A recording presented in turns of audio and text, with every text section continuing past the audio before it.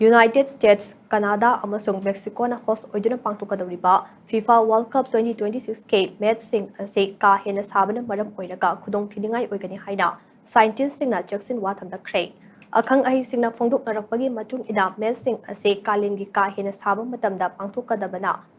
Sanaroi sing khakta natana tournament asi yengba lakliba miyamdasu chawna khudong chadaba mayoknarakane tournament asigi tungan ba play sing pangtukadawriba matam sing ase Malemgi Football Authority singna piba safety limit tagi hena saba matam oibana khudong thiningai oi tournament asida punna match chamaga supna mari sanagadawriba ase June amasung July tha manungdane masi malemgi ayamba city singda khwaidagi hena saba matam singni haire Climate Research Group ama oiriba World Weather Attribution na chathakiba study amana hai match sing asigi saruk mari thokpagi amade yamna risk wangba heat condition singda tagane Researchers singna wet bluff glove temperature index sizinaduna saba amasung nungsitta yauba ising manilgi chang undana yengbada ka hena saba mafamda miyoibagi hakchangna matau karamna react tawi haibase khangba ngamne haire study aduda fanglakpa report ki matung ina tournament asigi match mangade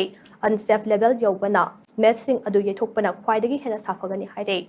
Malemgi footballer singge union ama oiriba FIPRO na so orakliba phibam asida nunangba phongdorakle Organization asige medical experts singna phongdorakpagi matung ina handak fangliba report sing ase komja lisingani kulhumdoi da pikiba prediction aduga manai haire maram aduna sanaroi sing ase heat stress amasung ka hena wabadage ngakthoknaba matik chaba thaurang sing pakhatpagi tangai fataba lei haina su jaksin wa thamlakle